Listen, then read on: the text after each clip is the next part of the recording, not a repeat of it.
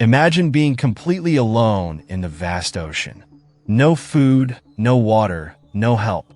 Just you, the relentless sun, unpredictable storms, and the unknown depths below. What would you do? For Stephen Callahan, this was no hypothetical question. It was his terrifying reality. In 1982, Callahan survived 47 days adrift in the Atlantic Ocean, defying odds that seemed impossible. His story isn't just about survival. It's about ingenuity, mental strength, and an unbreakable will to live. But how did he do it? And what bizarre details make this one of the most fascinating survival stories ever told? Stephen Callahan, a 29-year-old sailor, had a dream: to cross the Atlantic Ocean solo in his 21-foot sailboat, the Napoleon Solo. An experienced sailor and boat designer, he had prepared for the journey meticulously. But the sea is unpredictable, and no amount of planning can guarantee safety.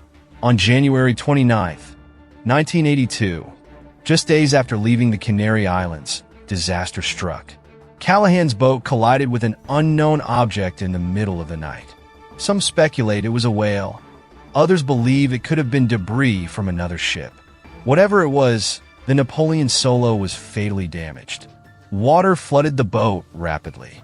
Callahan barely had time to grab emergency supplies before abandoning ship into his inflatable life raft. And just like that, his world shrank to an orange raft, 6 feet long and 4 feet wide, with nothing but the horizon in every direction. The first day was sheer chaos. The raft, which Callahan named Ducky, became his lifeline.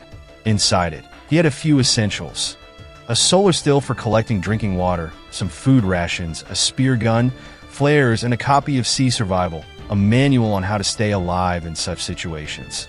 But would these be enough for what lay ahead? Callahan had no idea how long he would be stranded. Was it going to be days, weeks, or longer? Survival at sea is a constant battle against two merciless enemies: hunger and thirst. Callahan's emergency rations ran out within the first week. After that, he relied on the solar still to produce small amounts of fresh water from seawater. It was far from enough. Imagine drinking less than a pint of water a day under the blazing sun. That was Callahan's reality. To fight hunger, he used his spear gun to catch fish, but it wasn't as easy as it sounds. Sharks were a constant threat, circling his raft and snatching his catches before he could retrieve them. Yet Callahan adapted. He learned to bait the fish with bits of his catch, and even used the fish as bait to lure more prey. He described the flying fish that often landed in his raft as gifts from the ocean. These details may sound like a survival guide, but for Callahan, they were the difference between life and death. The Atlantic Ocean is not forgiving. Callahan faced scorching heat during the day and freezing temperatures at night. The sun blistered his skin, causing painful sores. Salt water seeped into every cut, turning minor injuries into agonizing wounds. And then there were the storms. While some provided rainwater to quench his thirst, others threatened to flip his fragile raft and drown him. One storm tore apart his solar stills, leaving him without a reliable source of fresh water. Imagine the panic of losing the only thing keeping you alive. Callahan managed to repair one of the stills using scraps from his raft, but the stress was unimaginable. Every day was a gamble, a desperate attempt to survive against the odds. Physical survival was only part of the battle. The psychological toll of being alone at sea for 47 days was immense. Callahan described his fear of dying as overwhelming. He hallucinated, dreamed of rescue, and often questioned whether he had the strength to continue. Yet he never gave up. Callahan's ingenuity kept him alive. He created makeshift tools to patch his raft, devised ways to catch rainwater, and even used fish guts as bait. He turned his tiny raft into a microcosm of survival, adapting and innovating as the situation worsened. Could you think so clearly in such dire circumstances? Most people wouldn't, but Callahan's resourcefulness was nothing short of extraordinary. If you think the ocean is peaceful, think again. Callahan was constantly surrounded by sharks. On several occasions, they rammed his raft, testing its durability. The idea of being surrounded by predators, knowing a single tear in the raft could mean death, is enough to give anyone nightmares. Yet, Callahan learned to coexist with them, even appreciating the marine life around him as a strange form of companionship. Another bizarre challenge was the raft itself. Over time, Ducky began to deteriorate. Small punctures and leaks became constant problems. Callahan spent hours each day bailing water and repairing the raft. It was a race against time.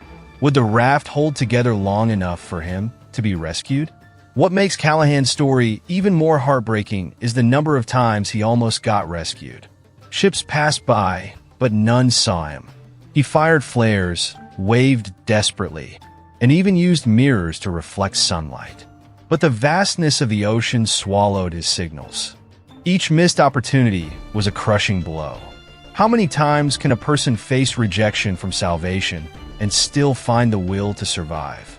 On April 21, 1982, after 47 days adrift and covering over 1,800 miles, Callahan was spotted by fishermen near the island of Miraculous, off Guadeloupe.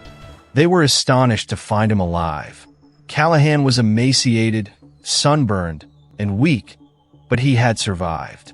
His rescue was a miracle, a testament to human endurance and ingenuity.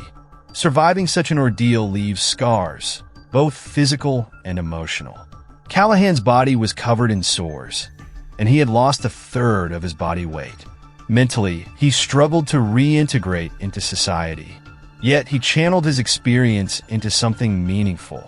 Callahan wrote a book, Adrift, 76 Days Lost at Sea, which became a bestseller and inspired millions. He also worked as a consultant for survival training programs, sharing his knowledge to help others prepare for the unthinkable. To this day, the object that struck the Napoleon solo remains a mystery. Some believe it was a rogue wave or floating debris, while others insist it was a whale. The lack of definitive evidence adds an eerie layer to the story. The ocean is vast, but Callahan's bright orange raft should have been noticeable. Some theorize that poor visibility and the remoteness of his location made him practically invisible to passing vessels. According to experts, the odds of surviving 47 days at sea are astronomically low. Callahan's ability to catch fish, repair his raft, and stay hydrated was almost superhuman. Some psychologists believe that Callahan's strong mental focus and adaptability were as critical to his survival as his physical efforts. Could this mental resilience be a skill others can learn? Stephen Callahan's story isn't just a tale of survival. It's a reminder of human ingenuity and perseverance. It raises profound questions. How far can the human spirit go when faced with unimaginable odds?